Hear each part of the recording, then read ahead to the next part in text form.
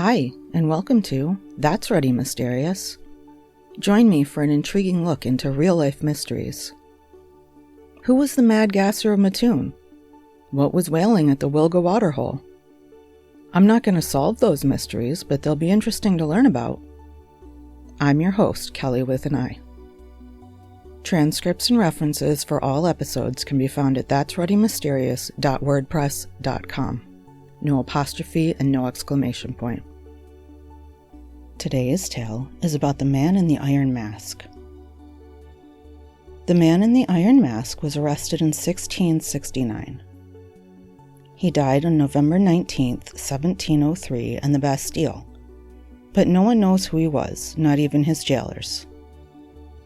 He was forced to wear a mask throughout his incarceration. It's believed the man in the iron mask was born sometime around 1658.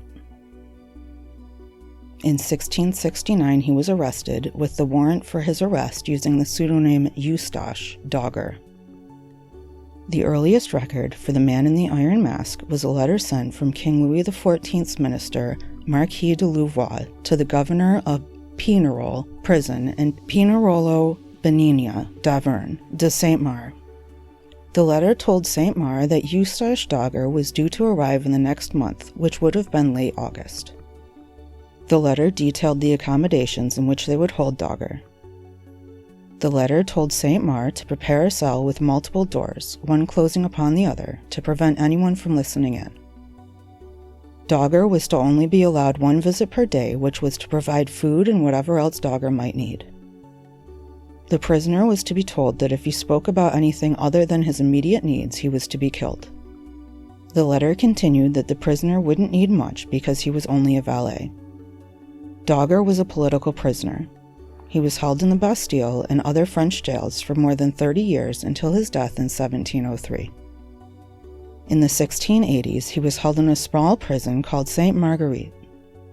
He was then held in the Pinerol and Exilles fortresses, before being moved to the Bastille in 1698.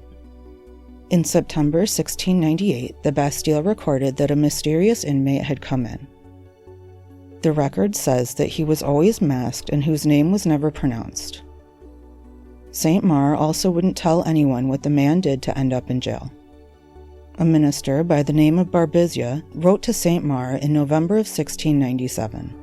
You have only to watch over the security of all your prisoners without ever explaining to anyone what it is that your prisoner of long standing did. Saint-Mar was a former musketeer. He was also a jailer in the Bastille. Benigna d'Auvergne de Saint-Mar was apparently the man's jailer. He stole most of the money intended to support the man in the iron mask's cell. He left the man with nothing but a mat for sleeping. The man changed prisons as Saint-Mar got different postings. When the man in the iron mask died in 1703, his clothing was burned and his cell was immediately cleaned and whitewashed. He was buried the day after he died in the parish cemetery of St. Paul. He was registered under the name Marquioli. His age was listed as about 45. Who was the man in the iron mask? There are a lot of theories. In 1711, the theory that he was an English nobleman surfaced. In 1745, it was posited that the man was Louis de Bourbon Comte de Vermandois, who was the son of Louis XIV, the reigning king at the time of his incarceration. Between 1738 and 1771, it was believed the man was the older brother of King Louis XIV. Voltaire and Alexandre Dumas believed that he was the twin brother of Louis XIV, Philippe. Paul Sonnino was a professor of history at UC Santa Barbara. In his book, The Search for the Man in the Iron Mask, a historical detective story, he wrote that most serious historians don't believe the theories put forth by Voltaire and Dumas. He continued that most agree that the man in the iron mask was really named Eustache Dogger.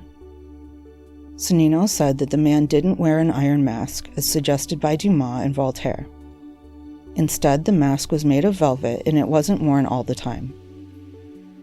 He went on that historians are fairly sure that Dogger was a valet, although historians haven't been able to determine whose valet he was and why he was imprisoned for over 30 years. Sonnino believes that Dogger was the valet of the treasurer of late Cardinal Mazarin. He believes Dogger was told to keep the secret of his identity and that of his cardinal's theft of money from English royalty. Sonnino says that Dogger was killed because he spoke about these things. Cardinal Mazarin was the principal minister of France during Louis XIV's childhood. Sonnino believes that Dogger was arrested because he told the wrong person after Mazarin stole a large fortune from the king. He was instructed that if he told anyone his identity, he'd be immediately executed. Sonnino says that Eustache Dogger de Cavois served as a valet to another prisoner while he was incarcerated. It's not believed that a royal would serve as a valet, so the man in the iron mask could not possibly be a royal, which rules out the brother of Louis XIV. There are several other theories as to who the man could be. Some believe he was a member of the royal family. Others believe he was a disgraced French general. Some say he was a playwright, Molière, who was imprisoned by Jesuits as revenge for the play Tartuffe. French military historian Louis Gendron found some coded letters.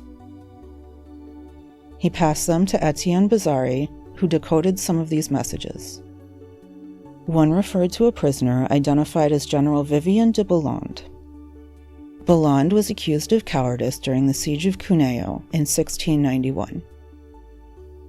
He had ordered the withdrawal of troops leaving behind munitions and wounded men. This made the king angry, and the king ordered him to be conducted to the fortress at Pignerol, where he will be locked in a cell under guard at night and permitted to walk the battlements during the day with a 330-309. It's believed the number 330 might stand for mosque and 309 might stand for full stop. This has never been verified, however, and the dates of incarceration don't add up. The Dutch people started the rumor that the man was the true father of King Louis XIV, who was not, according to this rumor, Louis XIII. Another rumor said that instead of being the father of Louis XIV, he was the son of the same. Some evidence shows that there was only 2 people in prison during the time period that the man in the iron mask was imprisoned. They were Ercole Mattioli and Eustache Dogger. Based on the evidence, these are the 2 most likely to have been the man in the iron mask. Count Ercole Antonio Mattioli was an Italian count who was kidnapped and jailed after trying to cross Louis XIV. He was a longtime prisoner and minister of Ferdinand Charles, the Duke of Mantua. Mattioli was charged with the secret negotiation of the Treaty of 1678. The Duke agreed to deliver the stronghold of Cassel to France for 100,000 écus.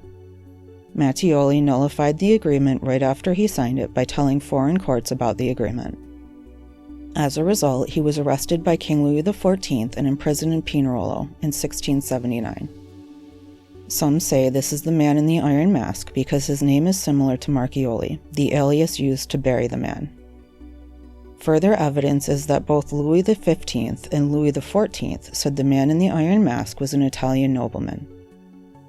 However, Mattioli died in 1694 in Ile Sainte-Marguerite. This is too early to have been the man in the iron mask.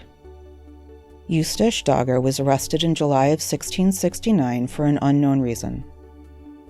His warrant included a letter from the royal minister to limit his contact with others and to threaten him with death if he speaks one word except about his actual needs.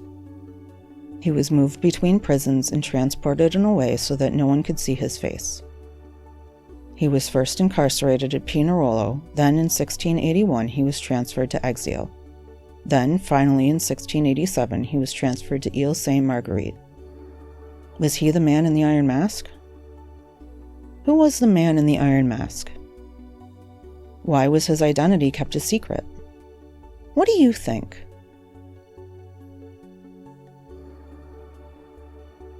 Leave a comment and let me know what you think.